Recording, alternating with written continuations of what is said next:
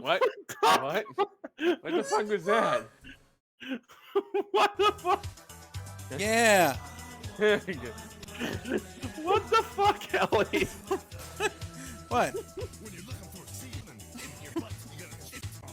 What the hell? Why did you do a random rooster noise? It sounded Wrestle Boys. Oh, I thought you were. I thought you were shouting. Where's the song? Where's the sauce? No, like, where's the song? I had it set up.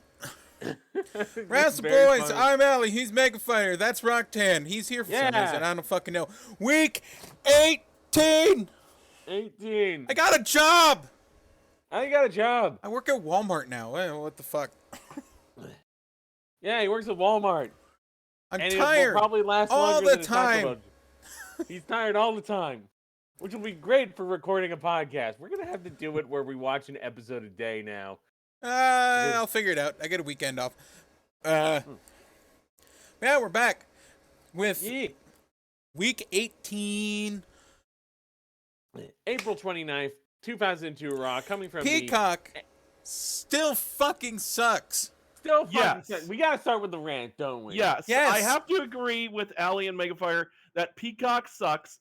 The video constantly froze, and for some stupid reason they have this set up where it asks you if you want to start from the beginning instead of resuming where you are. No. It kicks you to a different menu and then asks you to resume from where you were instead of just resuming from where you fucking were. And it shows you the fucking Puss in Boots looking sad. And then the video will stutter every once in a while, and if you accidentally tab out or something, and then you'll end up being behind, and then you'll have to resync again. And it made it an hour longer to fucking, like, watch the thing. Yeah, well, what I was experiencing was this little thing would pump up at the top that you had to hit X to get rid of. That would ask me if I wanted to start. Play from beginning or resume. Why would I want to play from beginning? Why would the hell anyone want to do that? Like, looks like my connection disconnected for 3 seconds. Might as well start from the beginning. Yeah, oh my god. Can I also mention that it was a nightmare for us to sync up the video together? Oh my god, yes. So I checked, there is like one service or one extension called like Watch Party that does have Peacock support, nothing else does. Yeah. So we have to do manual sync of like... Yeah, we got to do countdowns and shit, old school style. And it keeps fucking desyncing all of us. Like, one person's video will randomly freeze, and then they're 3 seconds behind for the rest of the show. And then someone else will freeze, and they're like 10 seconds behind. Well, so, yeah, my problem was, like, I either would end up being seconds ahead of Mega or Alli, or seconds behind them. I couldn't win. We would keep having to pause to fix it. It took until we got to maybe about 30 to 40 minutes left in the snow. In the snow. And I was finally able to sync with them. However, here's the stupid part. We've been able to do this before with like the network and it was fine. We usually fucking nailed it too. Yeah, well, even if we didn't nail it, it was maybe like a millisecond or something off. This, you have to be perfect. There's no room for error. Yeah, you have to be perfect at it. I was worried when we started going back to Peacock that it was going to be like they were going to scrub out as much content as they could. For the most part, they left it alone.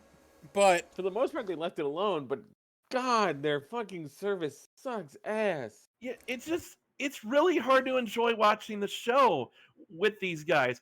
I have used 5 different streaming services now in my life. Impact Plus, the network. Impact Plus, which has 1/10 the budget. 1/10 the budget and has only wrestling content. Yeah. Worked better. I've watched the network, I've watched Netflix, and I've used HBO Go Max for a little bit. Peacock is easily the worst. They literally have several millions of dollars. Tubi, the fucking site that you can get for free. You don't even have to pay for. Yep. Yeah. We watched a couple episodes of things on there. We watched Lucha Underground. We watched Lucha Underground on there. Yeah, for 2 weeks. But I think Shout Factory's like it ran Shout perfect. Factory TV also worked really well too. Tokushoutsu ran perfectly fine. And we can get those for free, basically. Yep. I mean, we don't watch the ads like scumbags, but Yeah, we're scumbags. We don't watch ads. but they still function. Yes. All I want, and I will pay up to a certain amount for a functioning streaming service. For the love of God, NBC, put some real money behind this. And it's one of those things like you guys were talking about, and we've talked about it a little bit before, but this whole thing where everyone gets their streaming service, it would be fine if there was actual competition between them, where one service actually offered you something like a better service than the other. But no, that's not what's happening. It's just a content difference. It's just all the companies are grabbing up all their various content and putting it on their service. So you have to get more than one service if you want to watch a certain show. They're doing the equivalent of like the fucking Warring States period with every show they can get their dirty hands on. I want to know who is going to be the fucking... Who's going to be the Nobunaga the Nobunaga of streaming services to unify Japan? Who's going to be the... It wasn't Nobunaga who did it, but he got close. He liberated the bottom two islands of Japan, and then he got assassinated, and then that guy got assassinated, and then the Tokugawa family took over. Who will be the Ieyasu Tokugawa? Yes. Of streaming services, and will unify. And then he locked down the country for 200 years. Who's going to be the Lubu of the streaming services? That's China. Okay, that's China, and we do not want to pursue that streaming service. Yes, you do. Yes, you must leave the Hulao Gate streaming service. These are some references. How about Monday Night? How about Monday Night Raw? Yeah. How about Monday Night Raw from the HSBC Arena in Buffalo, New York, April 29th, 2002. Tatanka. Tatanka, New York, yes. How about the promise of an opening of our main event, Hulk Hogan versus William Regal? This had no setup whatsoever. A theme that follows the whole night of, wait, why is this happening? Pretty much, yeah.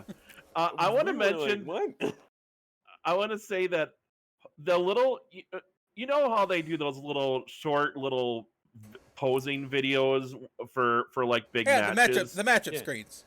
Right. Matchup screens, yeah. Hulk Hogan's video profile makes me laugh because he's doing like the flexing, put fists together pose that he knows. But he's trying to look intimidating in his face, but he just looks like he's giving a goofy grin to me. He looks like he's entirely made of ballsack skin. Oh my god. Am I wrong? As bad as well, we made that assessment when we watched World War III '95. Yeah. Nothing's changed. Nothing's changed. He's only gotten more leathery. Leather. Yeah.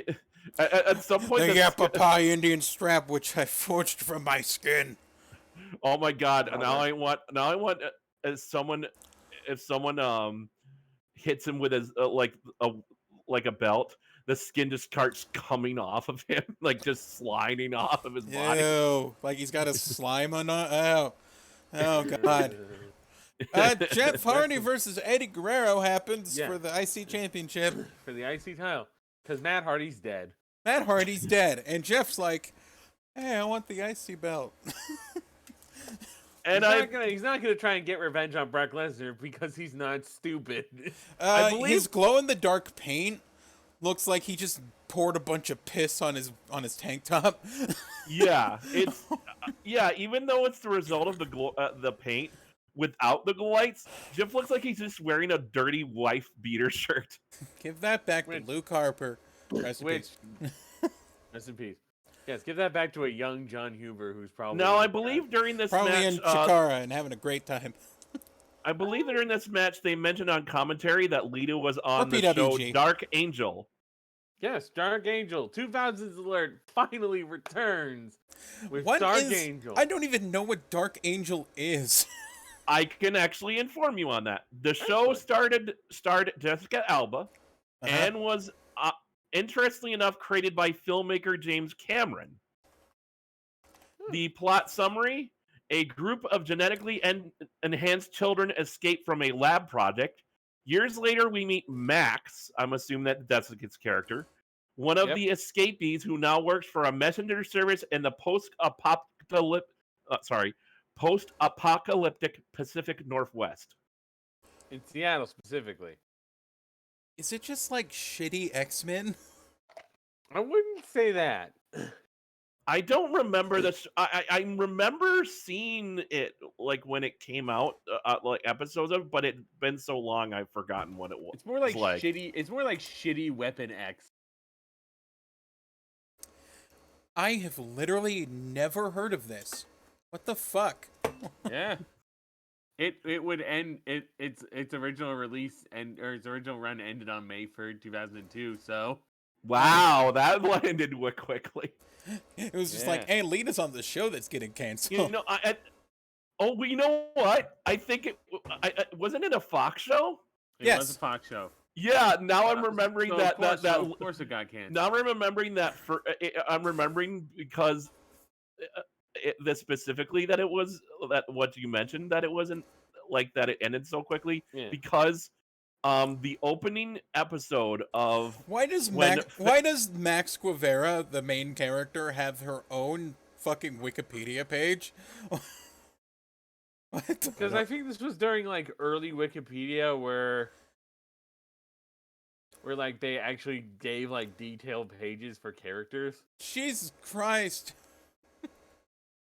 I just wanted to mention what I was going to say is that what Mega Fighter mentioned reminds me of how after Family got canceled after the initial 2 seasons, when it came back, the very first joke they told on the first episode was listing all the shows that also got canceled on Fox. During that period. And they bring up like Titus and shit. Apparently, Dark Angel was on the El Rey network at some point. Of course it was. Really?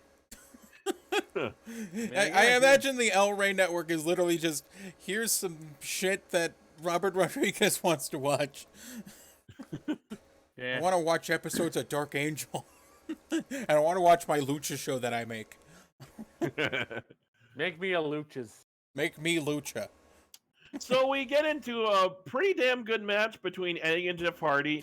I have zero idea why this is happening. Yeah. But it's a good match, and I mean, yeah, it's with Eddie, but I've never seen Jeff start exchanging arm drags in a match with his opponent. This was a rare technical Jeff, which is pretty awesome, actually, despite the fact that his haircut is butt ugly. And I just realized that in my notes, I mistakenly wrote Jeffy Hardy. Jeffy Hardy. So he's got a shaved head, except for the top. The top is dyed blue and kind of comes down on his face.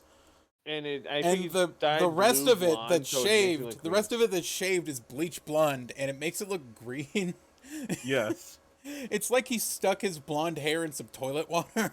Oh my god. Yes, I know what you mean. Or some Double Dare slime. Or the cleaning product, like we said, where the water turns green when you pee in it. So this match was great. There was this one spot, I don't remember the exact setup, but just Eddie doing a backflip off the top turnbuckle and then landing on his feet and then doing like another fucking backflip. I'm like, holy shit. He looked like he double flipped and landed on his feet, and it was like, yeah, although yeah, Mega Fighter I think is kind of right that must have sucked to hit his feet on the mat when his ankles must have been fucking hurting after that. The match eventually goes outside. I think Eddie tries to get a breather, and Jeff goes for like a tope, and he just gets nailed with the belt in midair. And that sets him up for like frog splash. And then he rolls him back in, hits the frog splash, which they call the 5-star frog splash on the commentary team. JR says that. It isn't. Shit, hold on. I forgot something. Okay. You forgot something. Okay. Well, this RASSLE BOYS is sponsored by events coming up. I still don't have a VCR. Ah, shit. God damn it. Did you actually pause? Yes, I did. Ah, damn it. Okay. I'm fucking with you. We're still playing. But But yeah, Jim says it's it's Eddie's version of the 5-star frog splash. I'm like, It's no, the frog Jim, splash. it's just the frog splash. It's Eddie's There is version a of the frog splash that his partner Art Barr did. Yeah, there is a difference. I mean, they are essentially the same move, but Rob Van Dam has aspects of his that make it different. Also, Eddie just does the frog splash. It's not a version of someone else's move. It's his move. Eddie retains, and we get Stone Cold in the back, and he's walking down to the he's walking through the arena, and he comes across like a random member of staff, and he just says, "Where is that light, son of a bitch, tonight?" And it's like, "Oh, Mr. McMahon isn't here. He's on SmackDown." It's like, no, the other one. It's like, you have to be more specific, Mr. Austin. Don't we get a recap of what happened last week on Raw before this? Yeah, I don't care. Yeah, because I just put down last week on Raw. Yes.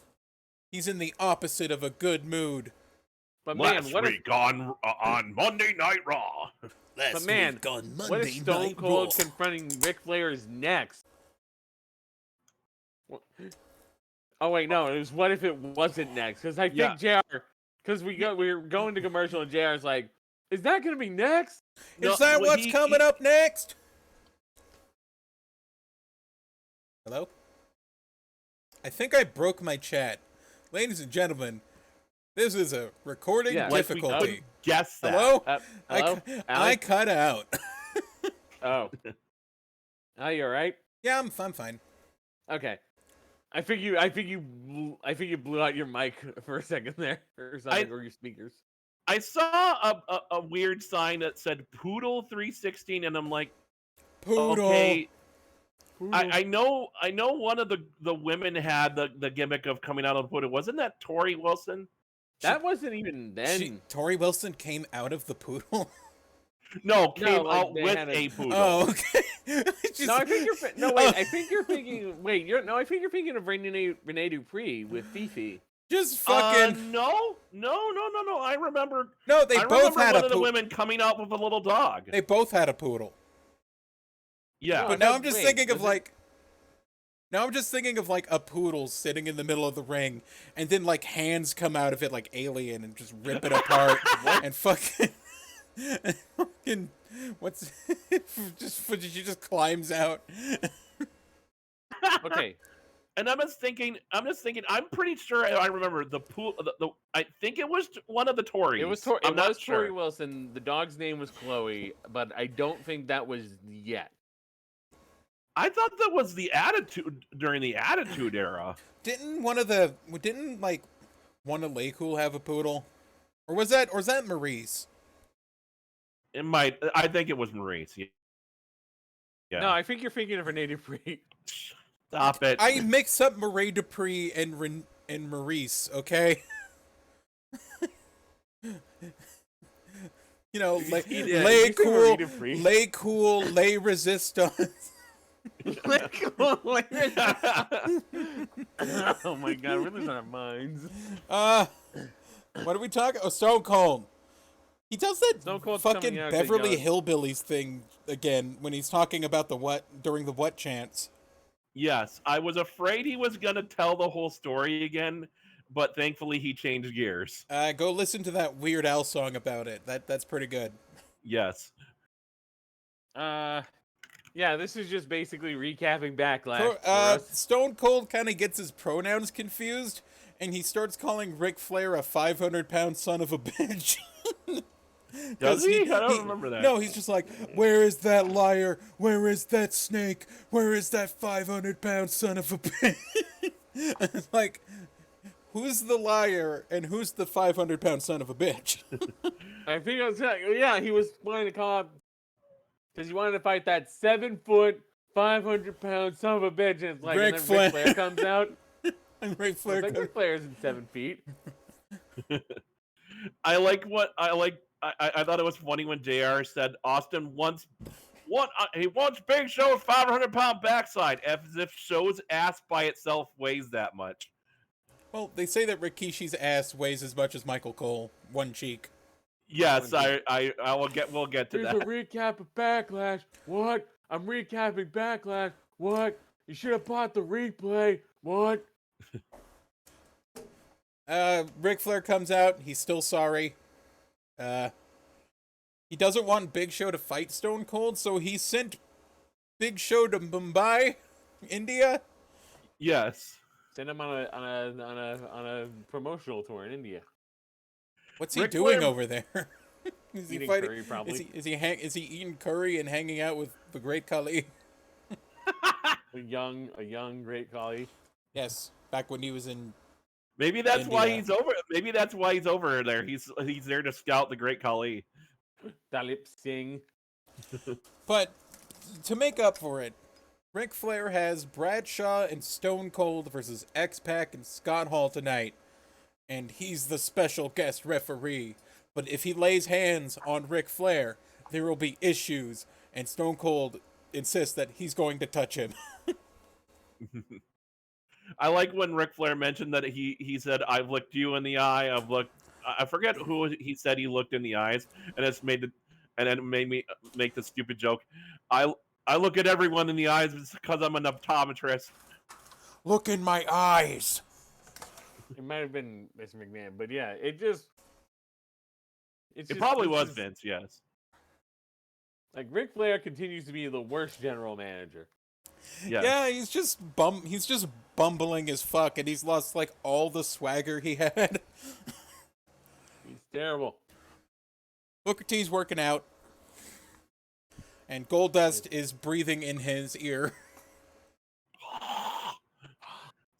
Then Goldust starts talking about Macaulay Culkin. Yes. Not since Mr. McCulkin voted for Quigley. Vote for Like- Quigley. I can't remember what Goldust joke I did. I don't think I did it now. I might have done it later. Goldust. So what Goldust does is put his blonde wig on Well, Booker T. He puts then- it on Booker T because he wants to be out there with Booker T, but Booker T insists, "Don't come near me, you gold weirdo." Yeah. And Goldust says, but Booker with the light wig makes him look like Denzel Washington and Little Kim Got Busy. I didn't want to think like that they had a kid. Tell me I do not look like that. I didn't want to think of Denzel Washington and Little Kim having sex, but I guess And guess then that's just Booker fair T fate then. calls him a lesbian. He said what he says is, well, if Big Bird and Spider-Man have a love child, you would be the illegitimate lesbian. What does Booker, that what is mean? Booker, what does your search history look like? Don't look at my laptop. Don't. Is Booker T responsible for those Spider-Man Elsa YouTube videos? Spider-Man Elsa Big Bird fart contest. Oh no, she's pregnant with a poop. Oh my god. The sad thing is, these are probably all actually true. Spider-Man made her poop We pregnant. suddenly find out that Booker T is this great, like, Rule 34 artist making these horrible porn. No, it's not pictures. It's videos. Oh god. Like those King family says that entertainment if when Booker T was wearing the wig, that he looks like Tina Turner and a double latte. What does that mean? What is with these analogies? These comparisons suck. Yes. I wish I could remember what the Goldust joke I was doing was. Where I was doing, RVD like, is going to face off against Booker T. Yep. This match is just happening. Goldust comes out, distraction finish, RVD wins. Well, RVD tapped during the middle of it. Yeah, he did. Okay, no, he kind of like smacked the fucking mat lightly to like sell, but it Yes. just he tapped. So basically after this shampoo commercial feud with Edge 2 months ago, at this point I'd say Booker has gone back to floundering in random matches with no build and no storyline feud. He is wrestling, but they seriously couldn't find something more substantial for him to do?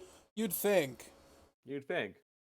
I really Well, hope the Especially interaction... because Booker T's probably still on his original contract. Yeah. I don't want to update right now, Windows. Fuck off!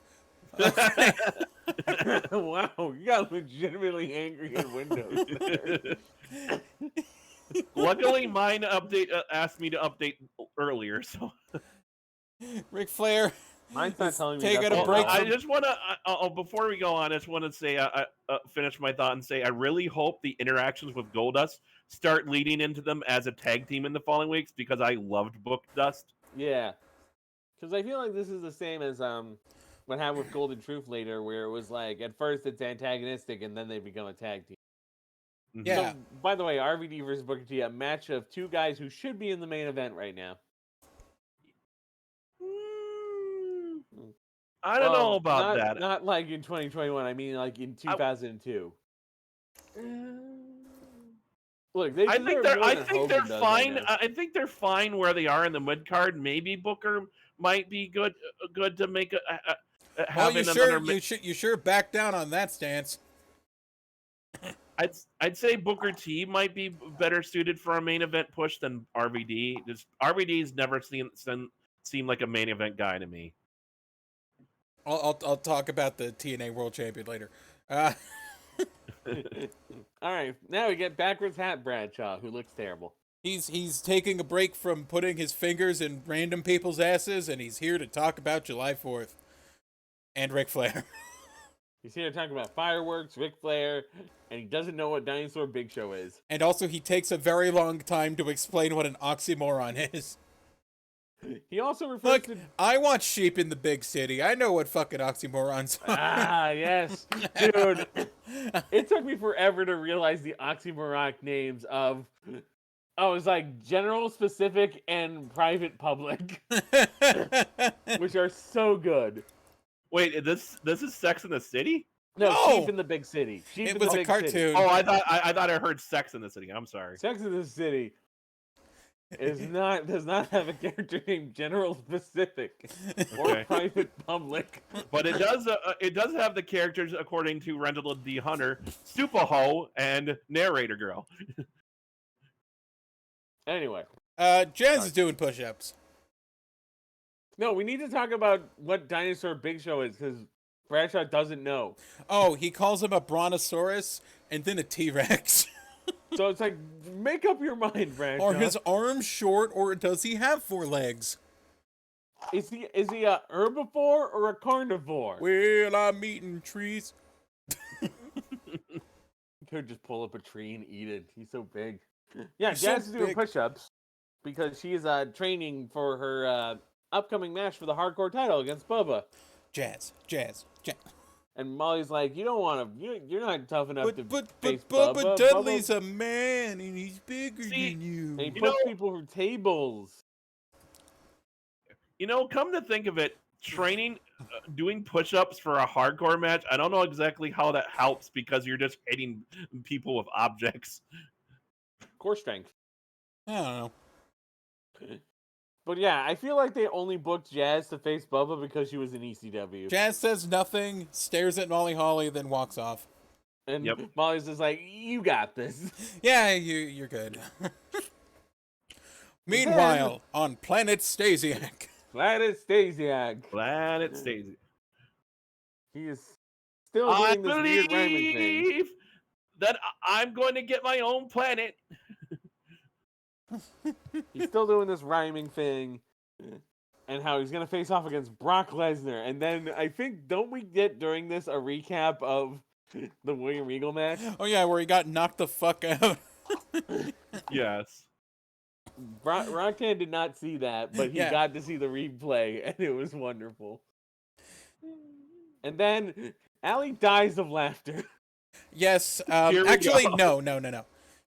There is a backstage segment, and all it is Brock Lesnar walking down a hallway with Heyman going, "The next big thing, the next big thing, the next big thing," and like Brock Lesnar's getting fucking amped. It's like he drank. It's like he drank 3 like bottles of Surge, and then ate a cow. It's just, oh yeah.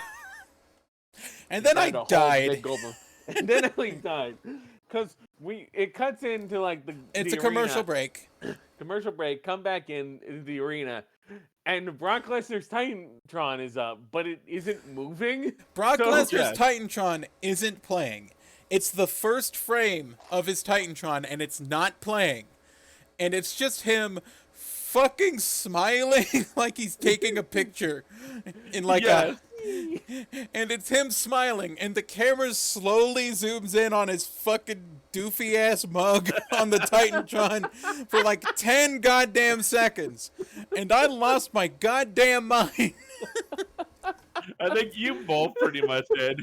I laughed so hard, I almost choked. Why was it just completely still?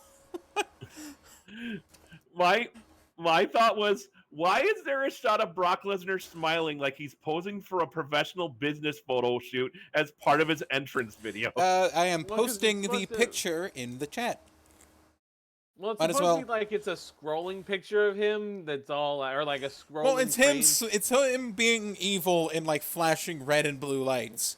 and sliding by the camera and all. Yeah, but no, But it's when just him you- smiling like a dumbass. When you pause on the frame, you've just got this picture of him smiling, and when you zoom in on it for 10 seconds, you nearly kill a man from Yeah, laughter. I was so tired from work yesterday because it was my first day, but I almost died because of that. Yeah, Brock Lesnar versus Sean Stasiak, which is a squash, but actually went longer than I expected. Sean has some offense. Brock runs him into things. He runs him into things very slowly so as not to hit his shoulder into like the ring post, Yes. which makes sense given that's what happened when he faced Matt Teach him Hardy a last week. lesson, Brock. I want to say, as an additional point to what Alli said in the last Wrestle Boy episode, which I listened to, when it comes to Brock, almost every monster heel that I can think of has started out and sometimes stayed in what you could call angry man mode. He's just a big angry man. Just a guy going, I'm pouty. Lesnar's debut has so far been the opposite. He has like cocky grins and excitement. He looks like you accidentally put 700 pounds of steroids into an excited, toe-headed 11-year-old boy. And it's great. A wonderful use of the word toe-headed. Yes.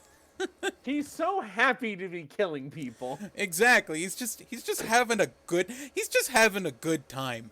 He's having fun. He's throwing people around. Paul Heyman's talking him up. There's no rage with him. He's just like, yeah, I'm gonna kill something. He F5s Sean and then does that spinning powerbomb again. For the knockout win. Yeah. And yeah, he's dead. He's dead. He's dead. Brock Lesnar just destroyed a planet. Yeah. So they do a matchup screen of like the tag team match tonight, except everyone's moving except for a still JPEG of Ric Flair in a referee shirt. So, guys, I had actually an idea for Lesnar to have been, during this period, a squash feud instead of just squashing new opponents every week. Just Like, one guy who keeps wanting to fight Brock Lesnar. Yeah, well, my idea was like, so, when he started beating up Matt Hardy, so like after he beats him up the initial time, have him face Matt again, but this time Hardy ducks him during the match and finds a way to get Lesnar counted out. So then Heyman uses his influence to get Lesnar versus Hardy in a cage match, so that won't happen. And then Lesnar uses that to brutalize Matt slowly, which would allow Brock to showcase more of what he can do. And then Jeff comes in to try and help, but he gets crushed. I'm sorry. Sergeant Slaughter's making a phone call right now. Oh, hold on. Deborah slaps Ric Flair, and that's really all you need to know about that. Oh, yeah. segment.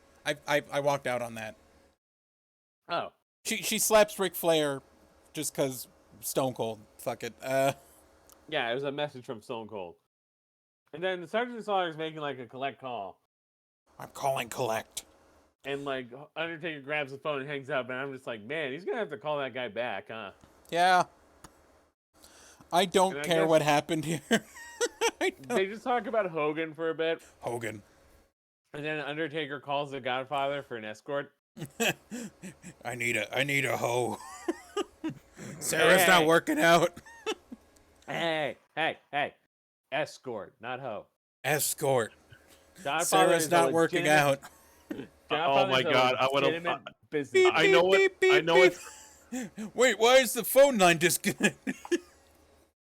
Did he never set up his phone? I'll kill that man. Okay, right there. You had. I know that he's calling them escorts now. But given that this is a year after it came out, I would have loved if if Godfather said, "You want a hoe? I got hoes in different area codes." Tag team match. Oh, I should know that they replaced the Stalin footage in the NWO Tentron with Big Show. It's Stalin. I thought they replaced the Stalin. I thought they would replace the Stalin image a long time ago. Oh no, they did. I was just making a joke because I remembered that. So you thought the tag team match with Stone Cold and it would be your main event, but nope, it's now. I know this. I thought this was the main event. I forgot that Regal Hogan was the main event because I didn't believe that was a thing. So I've gotten so used to seeing Bradshaw with a bandana as part of the APA since we've been watching. It's weird to see him with his hair out. Is he wearing a backwards cap, or was that just the interview? That was the interview. This is a tag match. Actually, I think it was wearing. Yeah, he would either wear a baseball cap or actually was wearing a baseball cap in APA. I'm sorry. Backwards. This was a tag match. Jerry Lawler kept trying to get Ric Flair in on the beatdown that Bradshaw had, but he said that Big Show did it before he said Big Show did it before Ric Flair said that the Big Show was his replacement. So that's some bullshit, okay? Man, shut the fuck up, King. After they got the Big Show, the NWO dropped Kane. Scott Hall and X-Pac out here. Yeah. Stone Cold wins by pinning X-Pac, but Scott Hall grabs his leg and puts his leg on the ropes, and Ric Flair doesn't see it and counts the pin. By the way, do you notice that Ric Flair just doesn't even look at the fucking pin? I know it's for the storyline. He's not even fucking looking. You're a shit ref. He just walks off too. He just like. Yep, that's it. You're a shit ref, Rick. Oh, excuse me. Also, I have the note here. Watching this match turned into us shitting on Peacock because that's where the desync got really bad. This is where the desync got really bad after the Brock Lesnar face incident. Yes. Coming up next, Undertaker just by himself, but not before. I don't remember when this happened at this point, but my next note is stop asking if the next segment of the show will happen next year. Oh, that's right, because Undertaker was coming out, I think, and he was like, "Is Undertaker coming out next or something?" I forgot what the segment was. Yeah, he was leading to. Look, Jim Ross apparently never got the booking sheet. Wait, what's coming up next? You guys you have a headset, King? Tell me. JR, you also have a headset. What? Oh, I just have a hat. Your headset's under the hat. What? What headset? What hat? Doesn't have a hat now. I have a hat on my head. When did that happen? Now, welcome to Out of Character Corner with Scott Hall and Ric Flair. Oh my Ric God. Flair is confronted in the back for counting the pin without his leg, with X-Pac's leg on the rope. And then Scott Hall says that you better be glad that you're not a wrestler right now, because we would hurt you if you were. Says the guy who's part of the NWO. The NWO! Why? That's a very good point. I didn't think about that. Did they beat up anyone? Didn't they beat up everybody? Yeah. This is not what the NWO should be doing. They should not be going back to complain to Ric Flair. They should be breaking into his office and beating the shit out of him. You'd think. You would think, but no. He's Why? Just lucky you're the owner and not a wrestler. Because the NWO has a strict non-wrestler violence policy. So Scott Hall asks at one point if Flair is blind, not to not have seen I've got cataracts and weed's illegal in most states. Is X-Pac's foot in the rope? I said my comment would be no, Scott. Ric Flair is old and his eyesight is going bad. Woo! I can't see shit.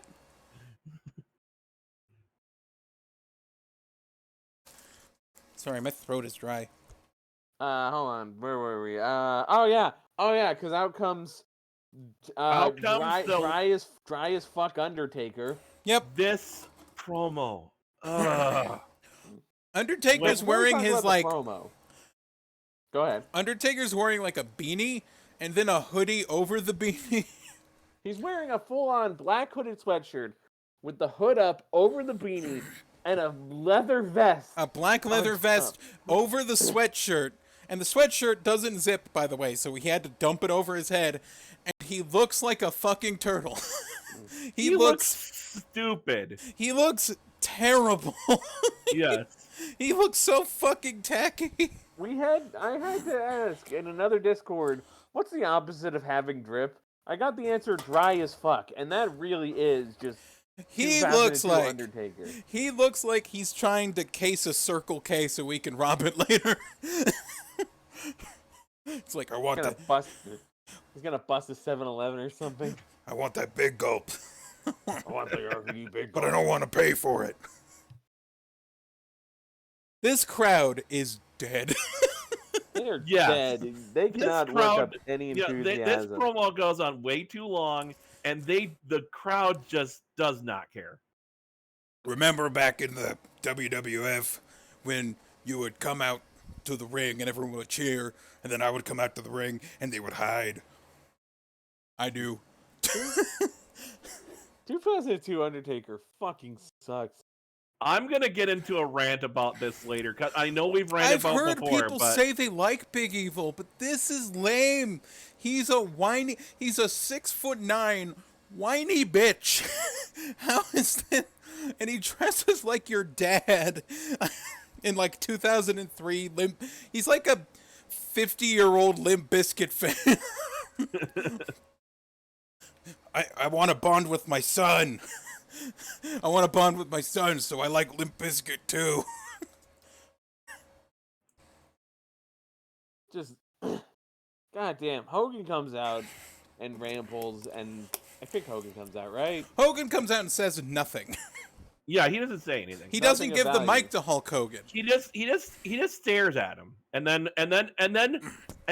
Taker starts talking again, and I'm like, do something or end this. And then Hogan punches him once, and there's a little scuffle, and Taker runs off. And then Taker pulls the hood down, and he has the do-rag on, and I'm like, you look better with that. Why didn't you come out like that instead? Taker, as stupid as a do-rag is, it still looks better. Taker is drier than a chicken strip at a fucking In-N-Out Mart after it's been under the heat lamp for 10 hours. People who've dropped by like corner markets, you know what I'm talking about. All those Oregon corner markets, you know what he means. You feel me? Rip my side, rip, boy. Jazz versus Bubba Ray, also known as we're running out of ideas. We're running out of ECW guys for Bubba to beat up. Then they fuck the video up. Coachman. Yeah. So during his entrance, they cut to an interview with Coachman. And it's got the raw kind of like, here's what happened previously thing. And then it turns completely black. Yes. And then the fucking transition goes away. And then the black comes back. And it's suddenly Bubba Ray talking to Coachman, but it's not in the raw thingy. And so bad. Bubba talks about the things that he did to Trish, and he did to Mae Molly Young, Holly and to Molly Holly. He gave him some wood, or he gave them the wood. Tonight, someone's eating Bubba penis. At least he didn't threaten to sexually harass Coachman. This is another example of making me wonder, how does Kevin Dunn keep his job? Because he fucked up hard here. The camera work isn't as bad at this time, though. I will say that. Bubba Ray, our face, he is the face. He's established as a face. Completely mocks, toys with, no sells, and eventually sexually harasses Jazz. Yeah. This is a weird. This is a first mid-match wrestle court as he just starts fucking. He like, sneaks motorboating behind. her ass. He dances with her a bit, not by her choice. Then he bends down and he just like blows a raspberry on her butt cheek. Like I said, motorboats her ass. Yeah. Ew. Yeah, I think it looked like he kind of took a bite out of her ass a little bit, maybe. He starts beating her up a bit, dances on him. Dances on her twice. Puts a trash can on her head, bionic elbow. He said I made a stupid joke about the butt eating. Blow, Satchmo, blow. Yeah.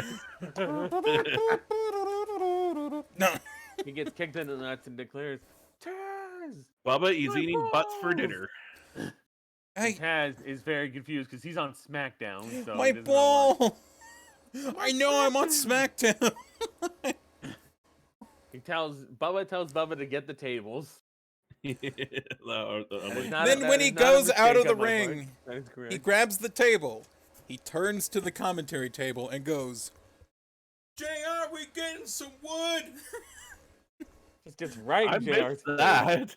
Yeah, you missed that. But never mind that shit. Here comes Stevie Richards.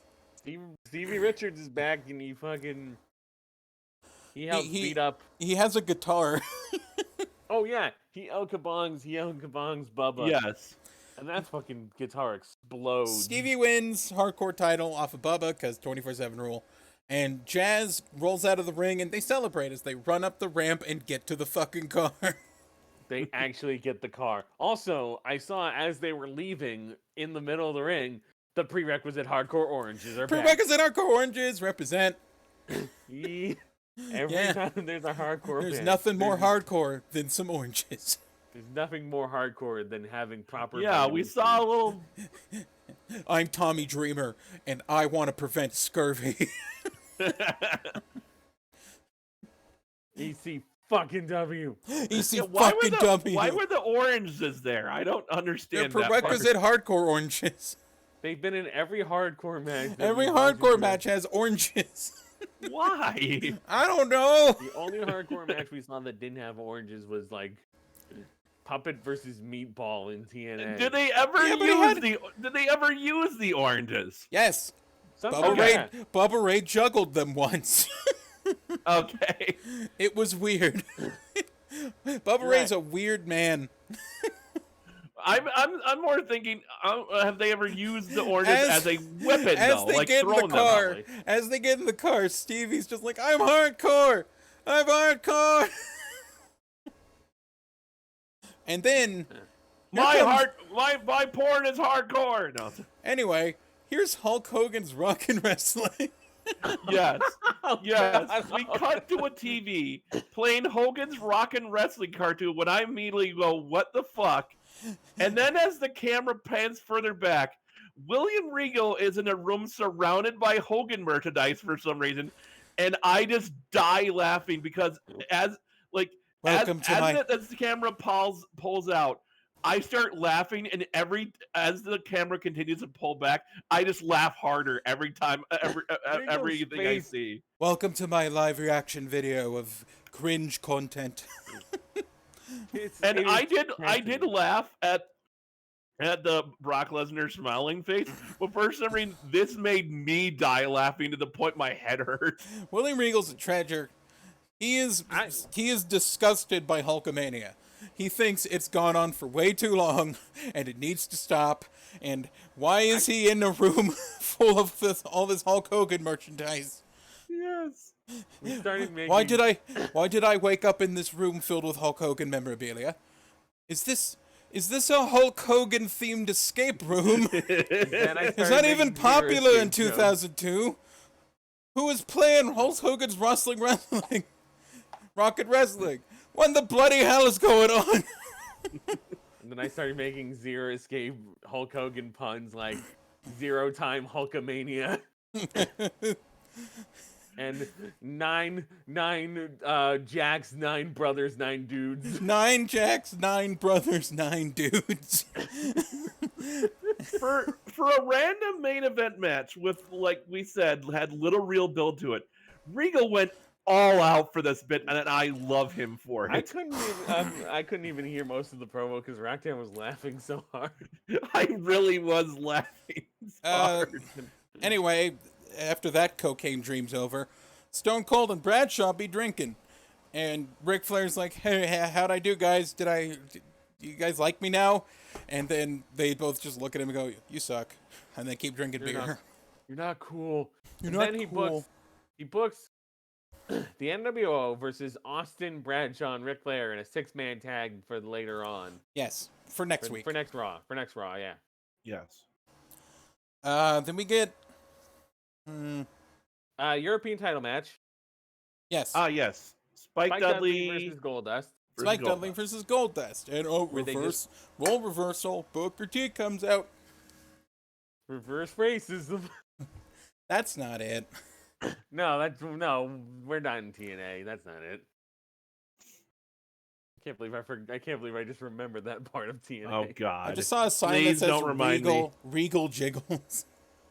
Yes. Jiggles. This is just basically the same thing where Goldust does or Booker does the run in and costs Goldust the match. And Spike Dudley at the end after winning just kind of runs by Booker T and it's just like with just like a look of like, hey Buck, look at my belt. I got a belt. Woo! Woo! I'm champion. And then we get Hulk Hogan versus William Regal. Yes. We still don't want to pay Jimi Hendrix. Yeah. Yes. Hogan blinds us again. Hogan blinds us. And Regal says as Hogan gets into the ring, now look, we can have this barbaric wrestling match, but first, I feel like it's time for tea.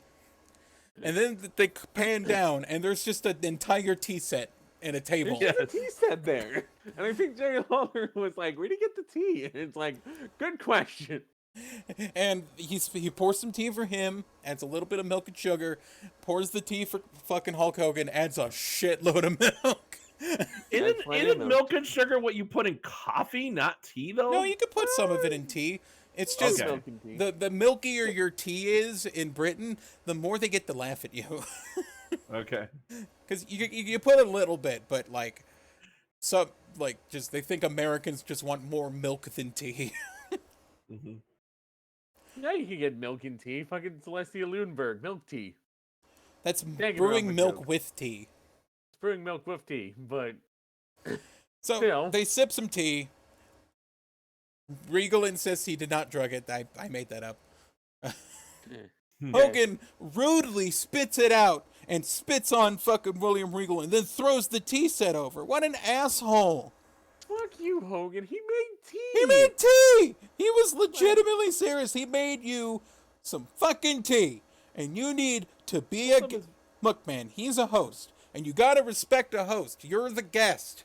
You gotta treat him right. Completely respectable act of, drinking... You could have had fucking tea. Free tea. He would have even brought out the digestive biscuits as you fucking waited. Jesus Christ. Yeah, some nice little tea cakes and shit. And you could have still had the match after. Drink some tea, like a gentleman, and then Anyway, Undertaker ruins the match. Yeah. We were actually kind of looking forward in a way to see how good the Regal versus. See what happened. Yeah. Look, man, if someone offers you tea, you drink it. Fucker. Undertaker's upset that Hogan ruined tea time with William Regal. Look, I had the manners, driven into me as a kid. If someone offers you a drink or free food, take it even if you don't like it. You can't just go, ew, I don't want tea, don't give me tea. He offered you fucking tea. You know what's That's crazy? That's just being a gracious person. I've heard that in Japan, and I don't know if it's still true today. I'm assuming not. I hope not. But in the older days of Japan, like really old, like maybe during the samurai times, I'm assuming, you if someone offered you tea, you had to refuse it 5 times and then say Five yes. time. Five time. Five No, time. no, no, no, Booker no. T Yes. drinking Oh, actually, champion. no, wait. I'm sorry. It wasn't 5. It was 3. 3 times. My fault. No, no, no. Yes.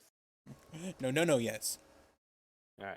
But it was Undertaker. actually I think it was a case of anyone offered you anything, you had to refuse 3 times, and it was like, imagine how long conversations may have took when someone asked for something. Merry Christmas. Have your present. No. Have your present. Have your present. No. Have your Have your fucking present. No. Have your present. Okay. So yeah, He whips Hogan with his weight belt. and he hits him with the metal part of the belt to open him up. Yeah. I don't know. And I have to say, they could have given Hogan versus Regal more time if Taker's promo was like 10 minutes shorter. Yeah, you'd think.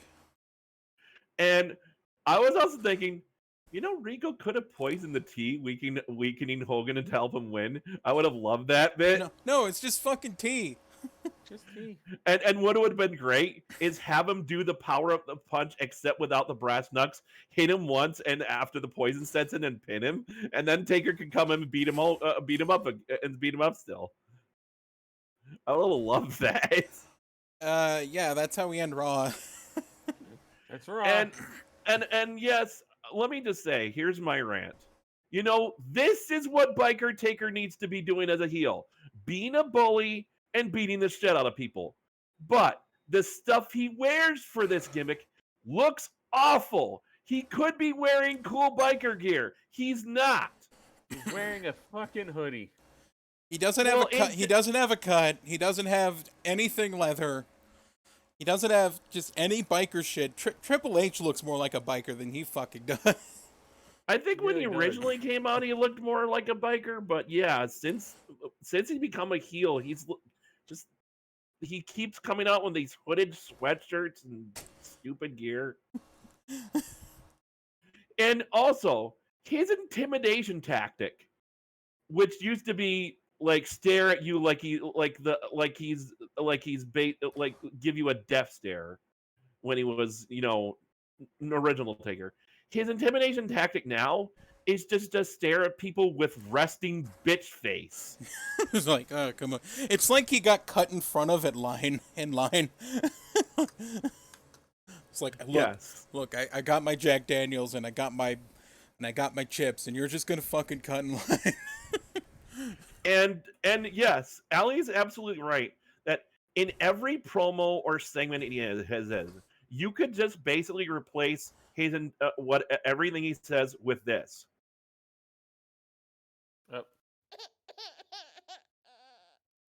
Pitch down version of why I deserve better. But yeah, that's what he comes across in them. When he started this gimmick as a face, I remember he came out and he kicked everyone's ass. It's simple and it worked. Yeah. And I really hope when he finally gets his "You're Gonna Pay" theme, this all improves. Because overall, from what we've seen of it, heel Biker Taker sucks. It's probably the lowlight of the entire 2002 project. It is. How is Undertaker gonna just completely shit the bed on a segment?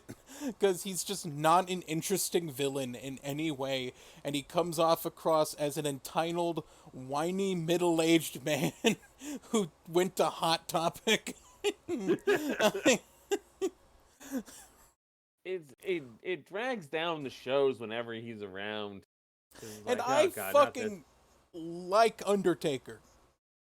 But Biker Taker sucks. This really does. version of Undertaker is dog shit. He's the worst. SmackDown. Yeah. SmackDown. May 2nd, 2002, coming from the Mellon Arena in Pittsburgh, But Pennsylvania. first, a recap of what just happened, with weak fake punch sounds on it. Oh my god, this Like, punch if you were Foley. just like, all right, this is a silent track. Let's just make some punch sounds, and we were just like, Let me see if I just put in punch sound effects and see if that actually comes. No, up you with might it. get something with some thwack, but just like little shitty, just shitty little like. What the fuck? Oh, that ain't it. What the fuck is that? You put an intro in your fucking punch sound effects. What the fuck? why is there random orchestral Superman. music playing?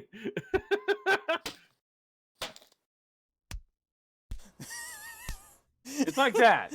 It's like that. Just throughout the, just throughout like the fucking recap. We're not even joking. This is actually the sound effects they play. Actual punch Foley over the actual punches and shit, and like hitting him with the belt, and like, it's like whipping sounds when Undertaker's whipping him with the belt. It is so dumb. Correct that whip. I don't know the lyrics. Give yourself a slip. Give them a slip or something. Give your dick a Right. slip. Go, Break monkey, your mama's go. back. Go, When monkey, a problem go. comes along. Joe. When a problem comes along, you must play stupid punch sound effects now. Everyone, crack that whip.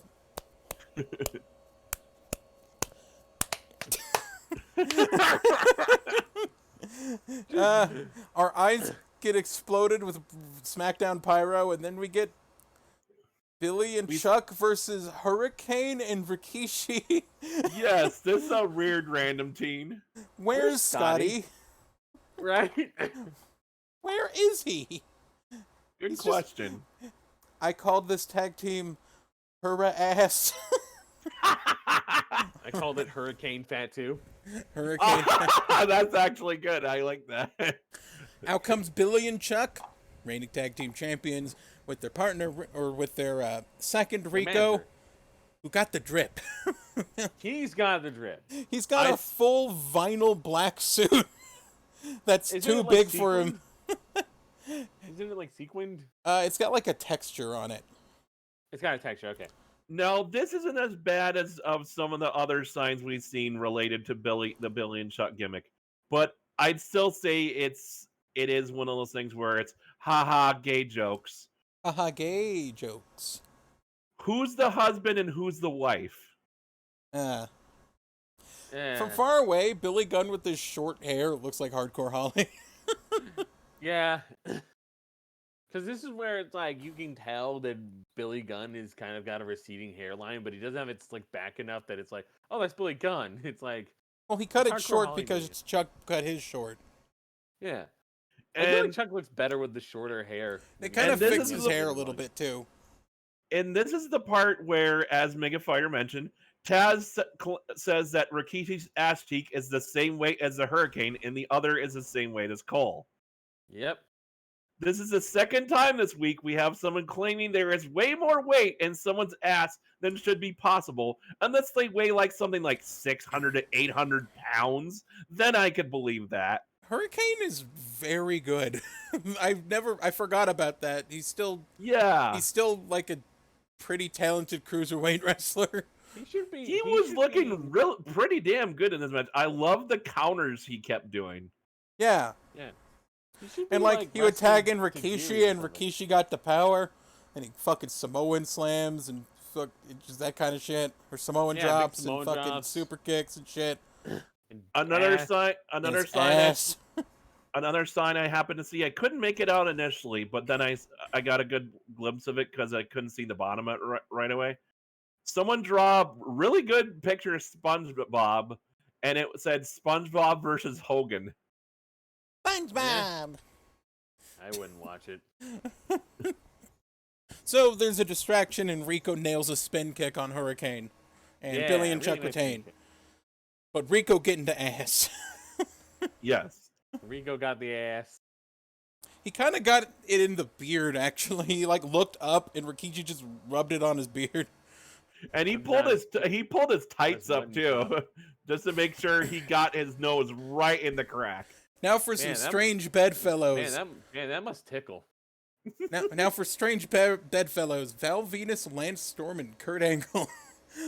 Yeah, Val Venus and Lance Storm are just hanging out talking, and then Kurt comes in, talking about how they're the most two of the most talented wrestlers there. It's like, Lance Storm, sure, but I don't know about Val. I don't know. Like, he's not bad. Before we cut to this, I did see another sign of the crown. I think it was my favorite sign of that I saw this week. Two people with two signs together that reads from left to right. Hey, Steve, we're here. You're not.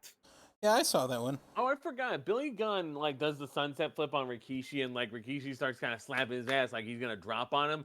But Billy's like, "Nope, I'm letting go. I'm getting away from that." Nope. Yeah. Nope. I have slowly come to appreciate Billy and Chuck as a tag team. Why do I like Billy and Chuck? Like, literally. This is the worst gimmick ever. Why do I like this? But they're a good tag team. I don't think it is bad, but it's not as bad as it could be. They're a solid tag team. They both can wrestle. They have a good manager because he actually does things for them. Yeah. They are really tight. I think if you just took out the whole metrosexual / gayness paintable part of it, this would be fine. Yeah. But anyway, we got Kurt Angle, who wants you could even still play into them being narcissistic.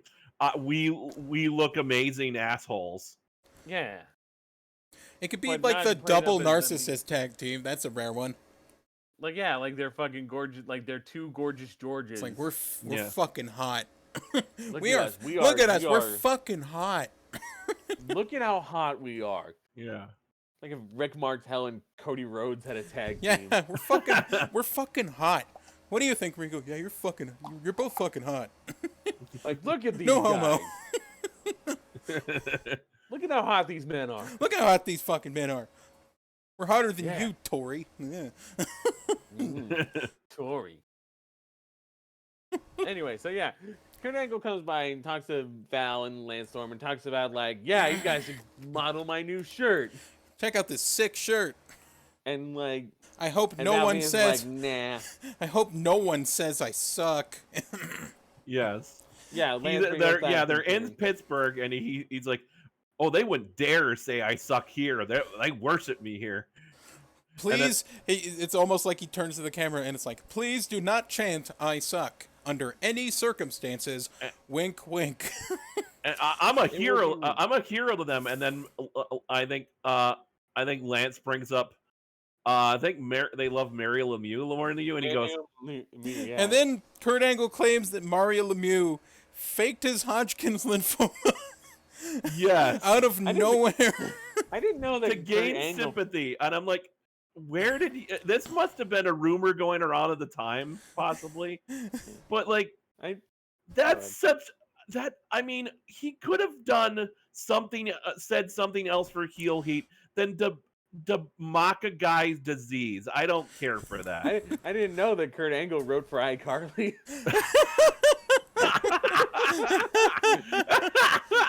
Roxanne, I don't know if you know about that story. No. About how in season 2 of iCarly, they did a fake American Idol. They did a fake American Idol where the guy who lost American Idol won, or also lost that idol. But the other guy who's in it is a liar and a piece of shit.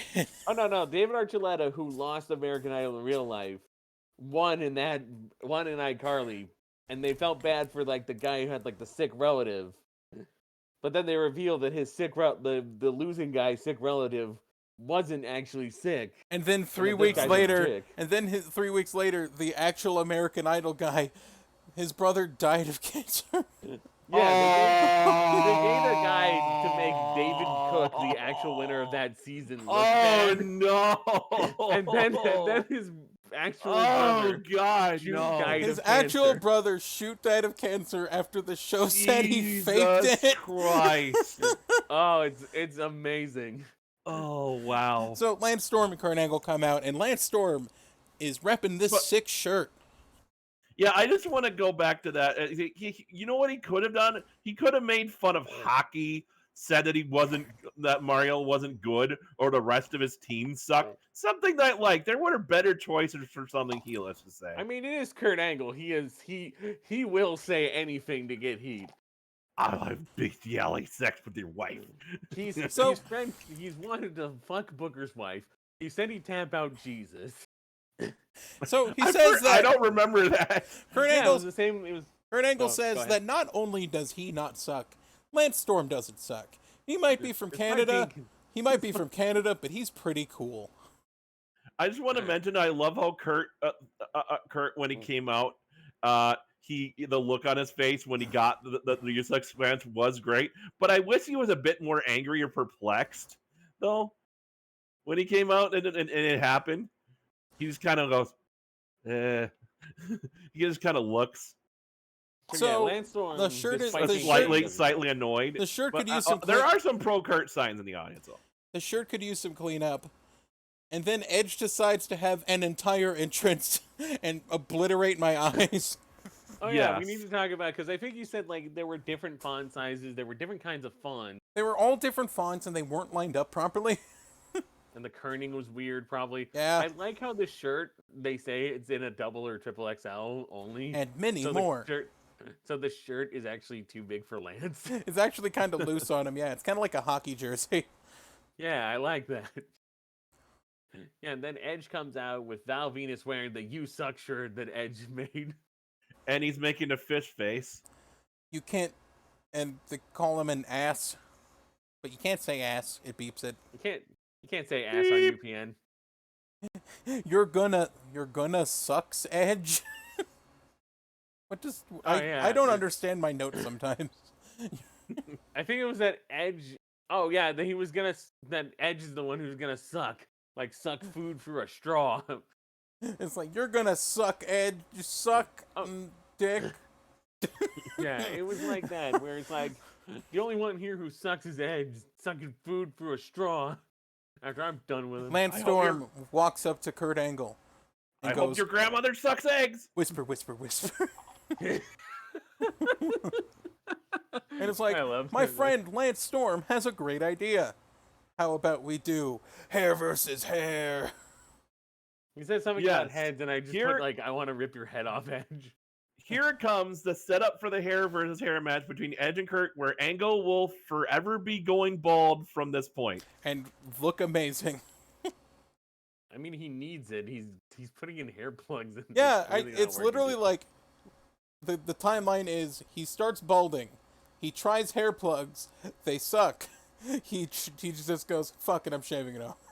Might as well use it for an angle. A This Kurt really Angle. should have happened at WrestleMania. Why isn't this the fucking shampoo feud? I know Booker didn't want to cut off his dreads. Yeah, I think we mentioned that before. I know Booker didn't want to cut off his dreads, even though he looked fine with short hair back in WCW. But Kurt you Angle probably is would've going looked bald, and Edge is Edge. They would have a great match. This could be a decent 2-month feud. good. You could Kurt have Angle sold could shave his fucking head, and Edge could get over. You could Easy have sold shit. us on a Japanese shampoo commercial where Kurt Angle's really trying to Like, have him run his hands through his hair in slow motion, and, like, Edge points out by slowing down the video that he's got a big-ass bald spot. Yes. Also, Kurt Angle being shockingly racist would be perfectly fine because Kurt Angle will do that shit for a pop Yeah. or for heat. Where the racism pop. No. I could see him making various anti-Japanese jokes that would be shocking and yet also kind of hilarious. Out comes Randy Teenweed. Yes. Oh my god. Oh yes. Yes. Butt out now because they did a recap of Randy Orton and Hardcore Holly through the Truth or whatever it's called at this point. Yeah. Stop smoking the weed. It'll make your Butt Out dog Now- disappointed in you. ButtOutNow.com redirects to a Ugandan betting website now. Ugandan betting. Oh no. Oh no. And now we get Randy Orton versus Hardcore Holly again. But first I we don't get remember. But first we I get. only don't remember Hardcore Holly's theme starting with him yelling, "How do you like me now?" And This then, was the first time that happened. Oh, okay. So we Yeah, show a flashback during an entrance of Stacy talking to Randy Orton, and Randy's just like, I don't appreciate what you did to me last week. And then Stacy's what? Did you call it a flashback again? Shut up. Don't call it a flashback. No, I don't know. So, and Stacy's just like, yeah, me putting you in sexual harassment, or me, like, entrapping you in sexual harassment last week was last week. This is this week. And I was just like, yes, Stacy, time progresses in a linear fashion. Stacy, he is several years your junior. Do not. He is just oozing charisma with this delivery. Yes, Stacy, I'm not interested. Thanks. I should probably actually look up how, like, the age difference between Stacy Keibler and Jordan. I actually know how old she was. 22. So she was 22. Orton was He actually was- 20. I'm going to bring that up later when the Oh, he later was actually segment in the only, show like, 20 comes in. He was also 22. What the fuck is wrong with me? Yeah, Why did, sucks for you. It's why did I still think weird. Stacy Keibler was older It's than still that? weird. Randy Orton comes out with his fuckboy haircut. Oh yeah, I know he's breaking away because he's probably backing away because he doesn't want to get in trouble and because Stacy Keibler is like trying to pin him with sexual harassment. But still, she kissed him and he like pulled away from him. I'm like, I didn't expect that. I'm Ew. still like I'm Ew. totally leaning into that shit. I'm Ew, sorry. cooties. I don't want your cooties, Stacy. Sorry, Stacy, I'm gay. What? He has a no. wife. Several different wives, played by different actresses. Exactly. He has a shape-shifting wife. We know. Here's some Randy Orton hazing by Bob Holly. He punches him in the dick. Yeah. Oh, by the way, face off one of the things I noticed is when Orton hit it, like the first thing Orton does is hit a drop kick. It's fucking perfect. He does hit a perfect drop kick. Why did I put down the note? Well, that's a way to put a new guy over. Is it because he got beat up by Bob He got Holly low after the blowed, drawn up the ramp, and then got Alabama slammed onto the ramp. where you can absolutely see. And they his show a balls. slow-mo angle of his balls jiggling when he hits the ramp. It's weird. Also during the match, it's not part of like his moves, like his comeback move sequence that he would do later. Oh yeah. But Orton hit Holly with a scoop power slam. Yeah, but he kind of did like a rougher version of the scoop power slam he did He later. got way faster. Yeah, he doesn't have the quit He snap didn't. to it He yet. didn't do it super fucking fast though, which is what I like Yeah. about it. Yeah. Because That's a it's good like he just dumps you when he does it nowadays. It's like whoop, Yeah. Oh, it's great. and then fucking Cole goes vintage, and then I want to shoot him. No, Yes. I actually don't want to shoot him. no, we feel. You want to beat Vince with the I microphone. want to give him a or- wedgie. You want to beat Vince with the headset he makes Cole wear. I want to take whatever notebook. I would like to. I want to. I would like to wanna make take- I would like to make a short aside that 2002 Michael Cole is absolutely tolerable to listen to. Yeah. He's doing What I would wanna- fine. Sorry. What I would want to do is take a loose leaf notebook and just beat Vince about the head with it. Yeah. Stop making them say the same fucking thing. Because yeah, Michael Cole was fine. He does fine. Let It's him fine. talk. Him and Taz banter really well, and it's fun. He does say "oh my" at one point in this show though, which annoys me every goddamn time he does it. So in the back we got Mark Henry and Farouk. And Farouk's like, look at all these hundreds of dollars betting on you's made, Mark Henry. And Mark Henry's at all like, this cool. money. And then he's like, you want to cut, Mark? And Mark's like, no, I'm good. He's And like, then no, take he a insists, cut. like, come on, take a cut. So Mark Henry grabs like 300 couple bucks. hundred. And he's like, no. So he puts it back, grab some 50s. And then Farouk's like, no, I might need that. I'm in several $100,000 of debt. What? Here's the 20. Here's a 20, Mark. Yeah. Mark's like, okay. That'll give me a pizza. No, give me pizza. It's a Blockbuster. And some Blockbuster. Which then I will Devon call... comes in. Look, man, I had like 8 birthdays of pizza plus Blockbuster. I never was disappointed. I wish I had those, but what are you gonna do? Although we I did know have it's actual not birthday parties, so- related, but can I just mention my room? I just want to quick mention my roommate Aaron. When we were living in the group home before we moved into an apartment, Mhm. they used to order almost every time they ordered pizza, nothing but Little Caesars.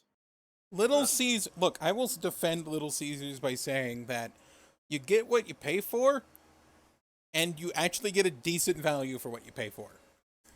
I still Look, say Little I call it Caesars bullshit. is shit pizza. I call it bullshit that they raised their hot and ready price from $5 to $6, but I've paid $14 for a similar sized pizza from Domino's and Pizza Hut, and those weren't as good. Which is weird. Which is weird because Little Caesars is butt cheap. I disagree entirely. I'm sorry. Get the fuck out of my show! You're fired. No! Christ. Do You're it! fired again. You're fired, Roxanne. You're fired for having a wrong opinion about pizza. I'd say that There's a Little Caesars house! I'd say the thing with Little Caesars is it has to be one of those things you can only have, like, if you're gonna have cheap pizza because that's all you can afford, it needs to be something that's pretty you need to step it up every so often and not always have the cheap Little Caesars, because if that's all you're having, Well, you're gonna get sick of it really fucking fast. Well, mixing it up's fine. I usually go like, my 3 pizza places are a local place called Abby's, Little Caesars, and Papa Murphy's. Also, can Blockbuster just come back in some capacity? I like Blockbuster. I like renting games. I'm weird. The only thing that I do kind of miss Blockbuster, but at the same time, I got fired from that job, and the assistant manager was an asshole who got fired for drinking on the job. So fuck him. Well, I guess he wasn't a good manager. Now, getting back to SmackDown, and Pizza. Devon comes out. Pizza. No, Pizza, yes, smack Devon that comes cheese. out and he talks about that his donation fund is dedicated to the Devon Building Project. Yes, the Devon Building Fund begins. Yes. No. He tries to get donations from Farouk and Mark, and they're just like, no. And he gets kind of frustrated and leaves. And then Farouk turns to Mark Henry and goes... Why isn't it the Devon Church Building Fund? Why is it just the Building Fund? Because he's making a building. So... There's a lot of different buildings you can make if you're religious. It doesn't have to be a church. You can make a homeless shelter. You can make like a food bank. Soup kitchen. Soup kitchen, that's another one. I don't know. I think I like the idea of the Like Church of Devon. Like a domestic abuse shelter. Yeah, Oh, no. or like a teen shelter for runaways. I do not see any of those. I do not relief. see Devon doing any of those things. What are you talking about? Devon's a man of God. He is a man of God. He is collecting money for his building fund. No, he's totally gonna turn into like a fucking who am I thinking of? Don't try to compare him to like fucking Jim Baker. Not Jim Baker. I'm thinking more of The apocalypse is here. Kenneth Copeland? Kenneth Copeland. Yes, that's who I was thinking of. Okay. Yes. Or Joe Like the Osteen, guy- or all the other people who make rip-off churches. And prosperity, and the guy, and that one guy who does prosperity gospel. I think that was Jim Baker. No, it's not Jim Baker. I'm thinking of. Are you sure it wasn't Jim Baker? Prosperity Gospel? Christian donation rip-offs. I know there's a specific preacher. Oh, Joel Osteen is what I'm thinking of. I was thinking of Joel Benny Osteen? Hinn weirdly. I don't know. Wait, public attention in the United States was drawn to prosperity theology through the influence of prominent televangelists such as Jim Bakker. Jim Bakker. Yeah, he went to jail for that. Then he I came did back. not- Then he so I started am selling not- apocalypse buckets. Well, sorry, I did not heard of Jim Bakker. I've heard of mostly Joel Osteen. So You should listen to one of their weird commercials where they sing like karaoke with apocalypse themed lyrics. Oh no. Wonderful. But Anyways, the let's get end back to times. wrestling. Devon is an honest man looking to help his community. I will not hear this bullshit from you, Rock. Farouk says, "Testify your ass out of here," which I don't understand the how that works. Is that a threat? Because that doesn't sound like a threat. Devon threatens that they will You be have to hit by testify lightning. to your ass. They will be I don't hit know. by lightning if they approach him. Isn't that what was gonna happen to Hulk Hogan last week? I don't know. All I could hear was like weak, meaty punches. No, I mean like last Raw when God would call him back. Call me back, God. Ron Simmons takes a 10 out of his pocket and says, "Oh, I'll break that 20 for you. Here's 10." Yeah. Well, yeah. He after Devon leaves, he's like, "Hey, can I have that 20 back and let me give you 10?" Instead. I could get it. He's like, he wants to give him the money, and then he's like, no, I'm not going to give you the Oh, money. good. I could get some Burger King with that. And yeah, he keeps low, and he finally settles on the 20, and is like, no, fuck that, I'm going to give you 10. And welcome to the Y segment. I know we haven't discussed it yet, but Vince McMahon is very weird. Oh God, the belly button segment. Thank you for reminding me. I'm sorry. This is gross. Vince McMahon, a 50-something or 60-something-year-old man, is trying to sex talk. You're like, "Oh, let me hold you now." Yeah. To Stacey Keebler, who is very young. Yeah, she is 22 and is being touched and groped by Vince McMahon. He's in his mid-50s. He's 56 at this time. I checked. She is several decades your junior, Vince. He is 3.5 decades older than her. The fuck, man. And he's like, "You know what I want to do to you, right?" And she's like, "Yeah, let's do it. I'm gonna kiss your belly button." Yeah, he's like talking up how much he loves belly buttons. And I'm just watching this in confusion and horror. I'm going to be very blunt here, and this is kind of gross. But have you ever like reached in your belly button and pulled it out, and it just smells like death? Like, I know what you mean. Like, when you get lint in there, it's gross. It's stinky and it's bad. Why would you want to put your tongue in there? And I have a note here that just says, "My penis has crawled back in." So, thank God for Chris Jericho, because he shows up and he's talking about the situation with Hulk Hogan tonight and Triple H. And, like, Vince keeps trying to resolve the situation and then, like, looks back to Stacey, who's just sitting on the couch. And then Chris Jericho would keep fucking going. Like, adding on issues like... Yeah, and what about Triple H? And what if Hogan gets DQ'd? Oh, it's no DQ. And what about The Undertaker? Oh, he's not allowed to show up because he's on Raw. And, like, what about Triple H? Oh, he'll be fired. Yeah, and he's just like, "I want to go back to being weird with this 20-year-old. He really wants Jericho And, to like, stop Jericho's him. happy. All his conditions have been satisfied. So he walks over to the couch and plops right on it. And Vince looks pissed. Couch. And I wish Jericho was just like, "I like to watch." I like to watch. Yeah, and then eventually he's like, "Oh, I'm busy. I'm busy being a fucking disgusting man. So yeah, Jericho leaves, and then he's like, "Let's get busy," and then he proceeds to look like it's kind of this. It looks like he's gonna eat her face. Yes, exactly. That's what I was about to say. I was thinking that. It's not just like he's gonna kiss her. It looks like he's just like, No, it was like that Burger King commercial where the guy just starts unhinging his jaw. And he's just gonna eat. Is that how he kisses Linda?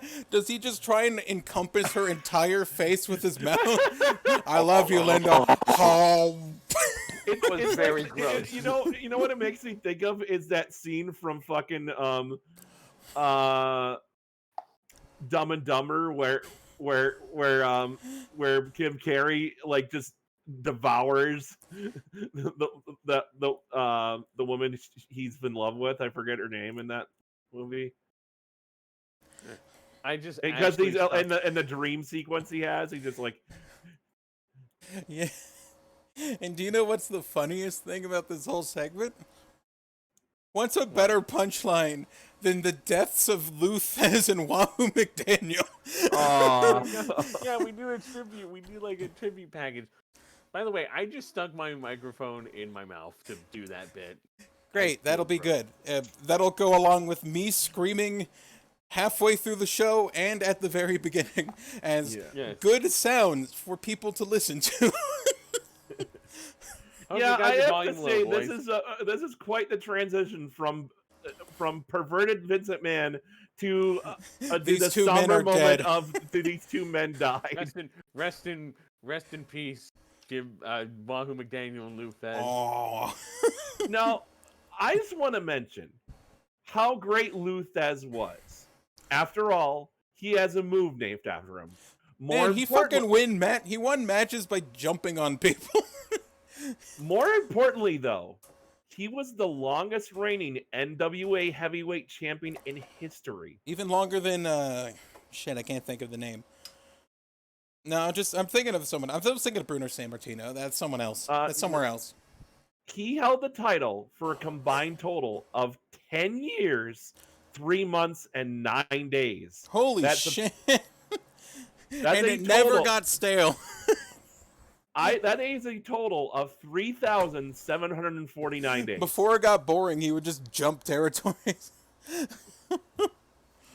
I remember how our friend Riddler from our previous podcast, Esticho, used to complain on the show that he hadn't been inducted into the WWE Hall of Fame yet, even though he's been in just about every other Pro Wrestling Hall of Fame implemented there. Well, turns out WWE did finally get him in there in 2016. Yes. Took him long enough. Fuck. Lance Storm and Kurt Angle versus Edge and the Big Valboski. That's what they call him. Even when Michael Cole is commentating moves, he has to insist that this is the Big Valboski. Yeah. And I just want to quick say, did we really need to see Edge's flashing light show twice tonight? That means both times I have to cover my eyes when he comes out. This match is refereed by Teddy Long with a goatee. It might be his evil twin. You never know. And yes, I have to go to what Alli just said. Why is he going under the name the Big Valboski? I know the name Val Venus. It's kind of he calls himself the Big Valboski. Other people don't call him the Big Valboski. I keep saying Vig. Yeah, it was the Nick Valboski. It was the nickname he called himself as promo, which was fine when it was kept to that. And yeah, like I was about to say, Val Venus isn't the name iffy name to begin with, because if you think about it for like 2 seconds, it's basically the words penis valve rearranged. Penis pump. And you didn't even spell it right. Hello, penis. Goodbye, ladies. Goodbye, lady. So, this tag match was actually very good. This was so good. Everyone did great. Val Venus did great. Kurt Angle was great. Lance Storm was great. This was great. Yeah. You say that like you just bought an RV and you're trying to convince yourself of this is great. This is fun. This is fine. This is great. I did see a really clever sign that I liked in the crowd. It took me a couple seconds to freeze on it to get a good look at it. They had Angle's name, but it would like turn it into an anagram of another no good loudmouth egomaniac. That's awesome. I like that. I like it when people are creative with their effort. lines, not just one that goes, "Hi, Ron. I'm here, Ron. Look at me." Or that one fucker from TNA. One fucker from TNA. Chad. Fucking Chad. Fuck Chad. Goddamn Chad. Thank you for reminding me about Chad. Fuck him. Yeah, fuck Chad. Fuck that guy so much. Yeah, this match was good. Yeah, Kurt we're wins with the shitting on super. Our message to you who are listening to this: don't be a Chad. Kurt gets a roll up and Lance Storm nails his super kick and finishes him off. Yeah, like he flips the pin into position. Kurt Angle gets real sexy too with this match Yes. because that's how you make sure to use secure MVP. Chris Jericho comes out and we thought this was the main event, but it wasn't. No, it's just him cutting a. It was just promo. him coming out. And I actually I hated the Taker promo. I actually enjoyed this promo. Well, Jericho's really creative. And He's a Taz goddamn says wordsmith. Jericho will become the title. I will become Switzerland. I will become Among Us. I think it. I want to do a title that is in WWE 2K, where it's just Jericho's face but stretched uncomfortably wide on the belt. So yeah, basically this promo is Jericho being really cocky that he managed to convince Vince to give him basically all the advantage he would ever need to get the title back. He put a stake in Hulk Hogan like a vampire.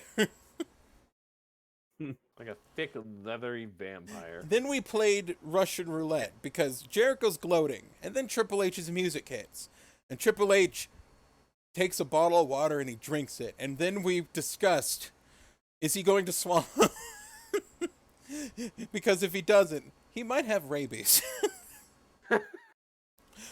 He spits it out, rabies confirmed. I thought we confirmed that he's a whale.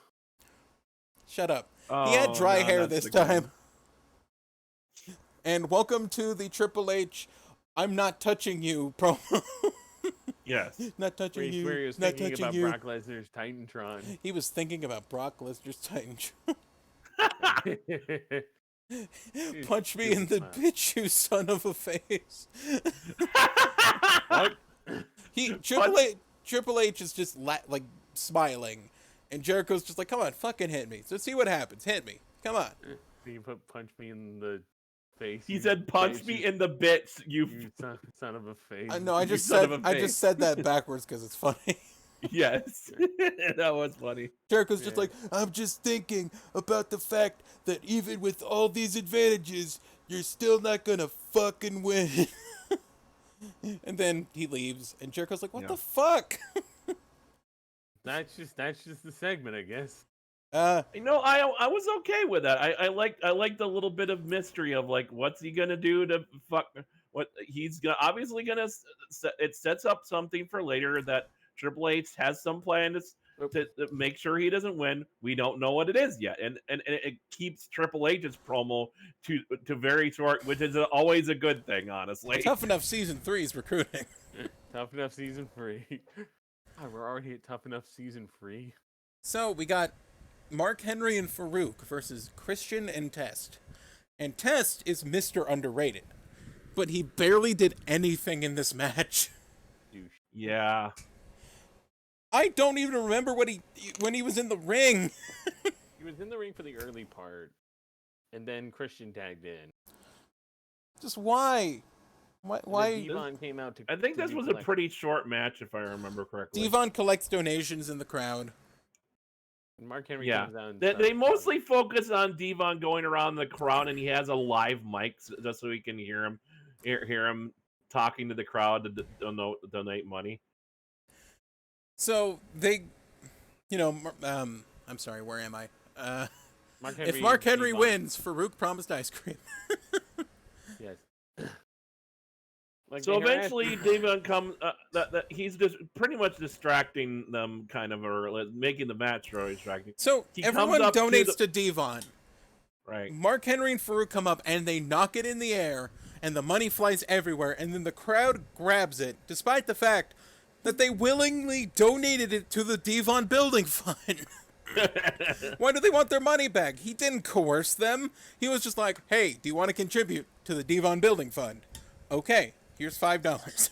And then they took it back. What a bunch of assholes. They took the box and threw like money at the crowd. It's like that's theft. Not only is that theft, the crowd donated it to him. You don't have to donate to a church if you don't want to. Yeah, you don't have to donate if you don't want to. He was offering out of the goodness of his heart, just like, if you've got the money, you can give it here.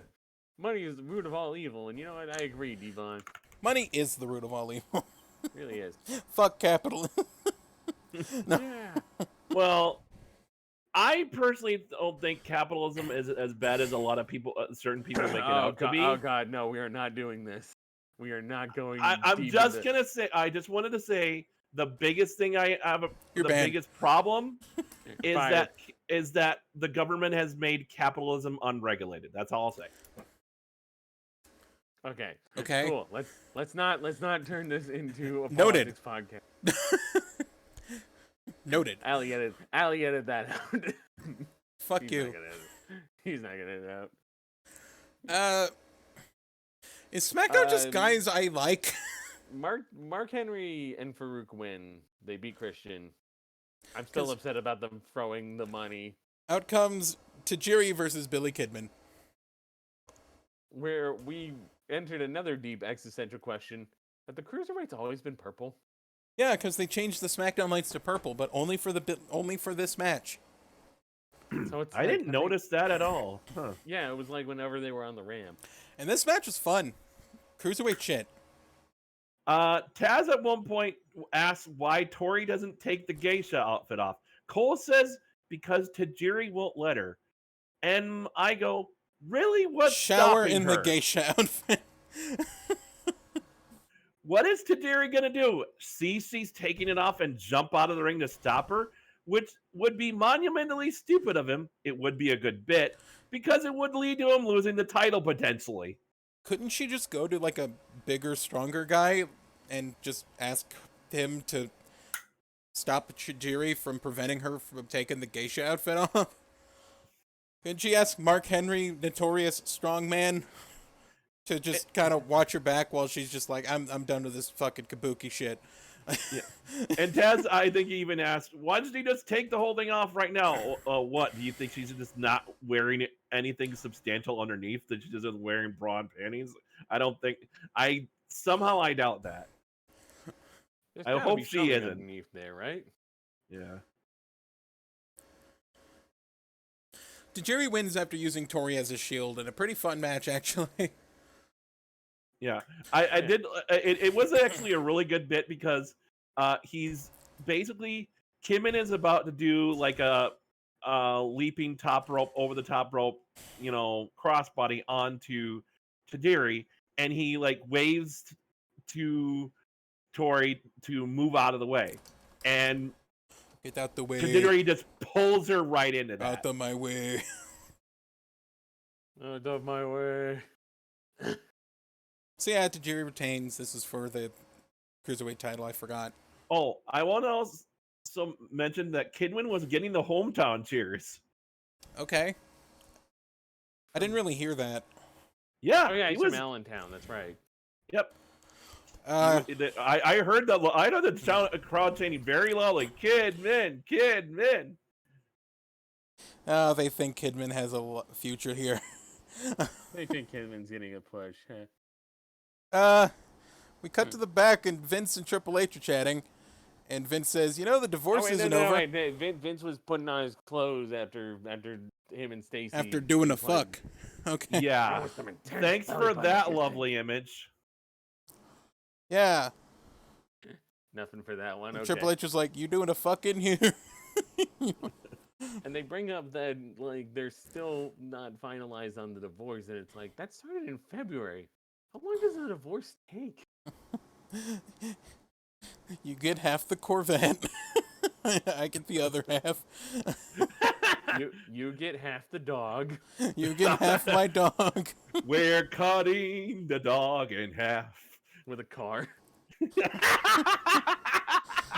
Nah, it's not a clean cut, but it'll do. Hogan even halves, kind of. Kind Just have to of. take out a bunch of And it. it's dead. We're cutting the kids in half. We're cutting the kids in half. We got 3. We can't split them evenly. I mean, you can cut them into 6. We're awful people.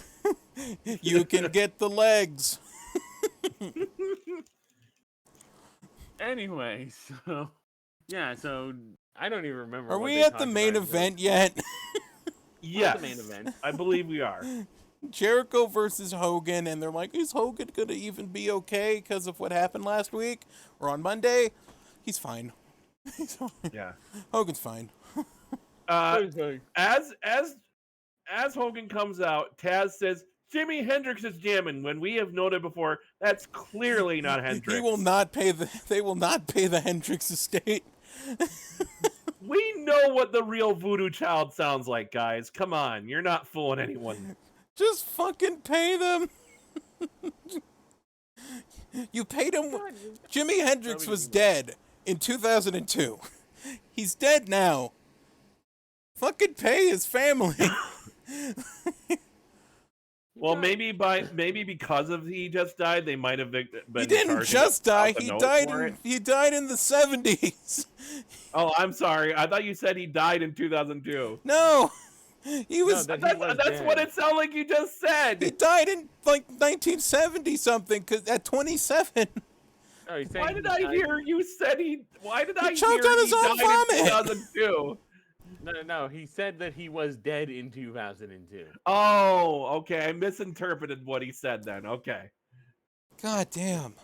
Okay, so You people. Fuck. where was I? Where were we? Oh yeah, we were talking about this match. Really SmackDown. good, actually. SmackDown, the I show. like this match. I'm very Despite upset. Hogan being clearly past his prime, I think he did a good job. Jericho and was did both very well. careful and also helped Hulk Hogan have a good match. Yes. Yeah. Triple H comes out and sits on commentary. I actually like how at one point Cole actually started selling Jericho's good qualities on commentary despite him being a heel. Yeah. And, So I got- and Triple H is just playing like stupid at any like, oh, I wonder what's gonna happen. I sure hope the Undertaker doesn't come out. Yes. Oh yeah, he talks about the psychic hotline and Alli freaked out. This fucking the psychic hotline won't go away. I Alli's made the psychic joke hotline. weeks ago. we And were Triple H is talking drinking, about, I called the Psychic Readers Network, and like they said that Hulk Hogan was gonna win. He got in contact with his buddy Scott Hall. Hey, Hey you got Hulk Hogan's gonna win. Network. welcome to the Psychic Readers Network. Do you want to do your tarot reading? Honey, is that you? Oh hey Hunter, what's up? This is a cup.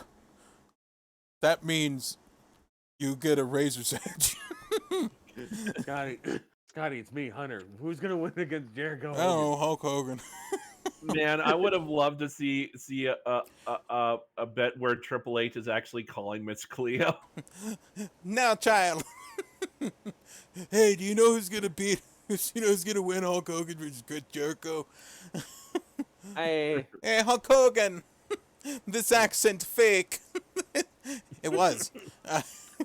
so a few days ago, my mom bought me fruit by the foot because she saw it in the markdown section at our local store, at our market basket. Okay. And it's fruit by the foot, which is good. Like I'm not gonna deny It is this 3 feet of fruit It's 3 feet of fruit flavored snackage. and paper. However, I feel like the better option, if it had been on markdown, would have been to get the fruit roll-ups because this is a show of roll-ups. Also, they have those fruit roll-ups where you put them on your tongue and it makes like a pattern. The tongue tattoo. Yeah. Yeah, there were so many roll-ups. Oh God. Hogan wins with a roll-up after Jericho's distracted with the Undertaker's theme randomly playing, and Yeah. Triple H was just kind of like, "Oh, wonder why that happened." Thanks, Psychic Readers Network. And as soon as he gets pinned, Triple H gets out of the commentary booth and starts beating the shit out of Chris Jericho. Yeah. Get off the town One guy. one of the stipulations that Vince put on this match was that, yeah. Well, we kind of mentioned it, but he couldn't touch him because Before he or said it during would the be match? career suicide. In other words, he would basically he wouldn't just be fired, but his career would be over. Like, it couldn't be before or during the match, but nothing about after. So, Yes. did it afterward. And that's the end of SmackDown. And that's SmackDown. We're finally done. Just kidding. Awards. And also just general opinion, which is this was actually a pretty fun week. Yeah. A bunch of weird shit happened. It felt like a fever dream. I would say, to compare the two shows, Raw was the more crazy, wild show with just random stuff that made us die laughing. But SmackDown, and as usual, Raw was the more talky show, and SmackDown was the one more full of wrestling. I swear, it's always been that way. So who wins this week? Better show, I'd say SmackDown. Just All right. having just I'll agree. SmackDown. it had some really good matches. It didn't get loaded down and talky. Wacky shit isn't good content. It's just wacky shit that made me laugh. I wouldn't have mind the talking so much if it's like when it went. The problem with Raw's talkie is it goes on too long. Yeah. MVP this week, Kurt Angle. No. I'm totally going against that. William fucking Regal wins this. I'm sorry. Nah, because Regal didn't also have a match. He had a. I don't care. I don't care. William Regal wins for that Hogan bit. Look. I wanted Regal to win MVP. But Kurt Angle had a good segment and had a really good match this week. Yeah. I would have also gone with Jericho possibly, because I think he considering how well that match turned out. Look, I know we give Kurt Angle MVP all the time. I wish he would stop being so good. But he is good. Fine. But as a compromise, I do feel that William Regal deserves underrated. Actually, my underrated choice would be the Hurricane. Hurricane. I feel like we're at an impasse. How do we determine who's MVP and who's underrated? Well, here's the thing, Alli. Kurt Angle or William Regal? William Regal. Okay, yeah. I'll give William Regal just in the fact that he doesn't win with MVP, which pisses me off. No, I think Alli just voted MVP William Regal. Oh. So I think I've just lost this one. Okay. I'll give underrated to the Hurricane because he did very good. You know what? Fine. Either that or Lance Storm. I was thinking of maybe also my other choice for underrated was Orton because what the fuck does Lance Storm do? Orton's new. He's not pushable yet. He has to get. Yeah, but I just thought he did well for the match for his, for what he was doing. I would say that Randy Orton right now is rated. He is rated. So, Hurricane or the other guy I mentioned that I forgot? Well, I'd have to know which one. Lance Storm? Yeah. You know what? I mean, Lance Storm, yeah. Fuck it, Lance Storm. He did good in that tag match. Kurt Angle's gonna get more MVPs. You know that, right? I know. It's not the end of the world. All right, well, the Y segment goes to Vince McMahon eating face. Or eating belly button, yeah. No, he ate face. Well, eating belly button and eating face. Either way. He didn't eat belly button visibly on our eating screen. face. And honorable... And just being a creepy pervert to a woman in her 20s. And honorable mention, Brock's face for killing me in Mega Fighter. Sign of the week. Yeah, I'm just gonna go with Regal Jiggles. Regal Jiggles. Fuck it. Puppies versus pigeons. Dead tie. No dead heat. No one fucking said anything. Dead for heat. Remind me what the pigeons part of it is. Taz, What- Taz, thirsty comments. Oh, Taz Thirsty has to be comments from thirsty. Taz. Okay. Yeah. Puppies is Jerry Lawler. Pigeons is Taz. But neither of them said anything. Yeah. I don't think he even said anything when Tori Wilson was out, right? Well, they suggested her taking her clothes off, and then they just denied the possibility. It was like, yeah, but she would be naked. Yeah, but he wasn't horny about it. No, it's like, yeah, she'd be No. naked, though. No, it was like, yeah, but she'd be naked. Yeah. I So think yeah, no one was a pervert this week. no one was a pervert. Vince was a pervert Except this for week. Vince. Okay. None of the commentators were perverts. The Vince count is Vince. You know, come to think of it, I wouldn't mind being Vince being a perv with like a female if it was, say, Sable, someone more a lot closer to his age. You mean the person who sued him for sexual harassment? Sable. Oh right, I forgot about You that. know, Sable. Anyway, 2000s alert, Dark Angel. And also, I would mind Vince being a pervert at any point because I have to watch it. Oh yeah, that's true. I'm just saying, at least it wouldn't be as gross for him to be. It would be very gross. I Well, accidentally wrote Dark- actually, it would still be gross. Never mind. Yes. Would you accidentally write Dark Angle? Yes. Now I Is want that- Kurt, is that Jason Jordan? dark Kurt Angle, dark Kurt Angel. Oh my god. Okay, I think we need to end this episode. What do we say at the end of these? Well, first off, we do the plug of our shit, like how we have a Twitter. We've At got Wrestle Twitter Boys. at Wrestle Boys, no W. We've got got the dub out. Spotify, Google Podcasts, Apple Podcasts, YouTube. video, everything with podcast in it. Yes, and Anchor. And have Anchor. we have our website, Wrestle Boys Pod, which still has a W, but we're working on that. We're working on that. WordPress.com. And I was gonna announce, and I hope it's okay with you guys. I was actually thinking of writing an article of myself for the website. What? My article is going to be if are wrestling internet fans unpleasable, basically. Okay. I was pretty fucking pleased. I don't know. I mean, I was pleased with It's related to a comment I saw in a video.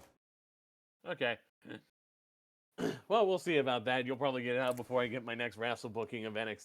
It might take me a while. I've been busy, so. What do we do at the end of these? Fully punch sound effects.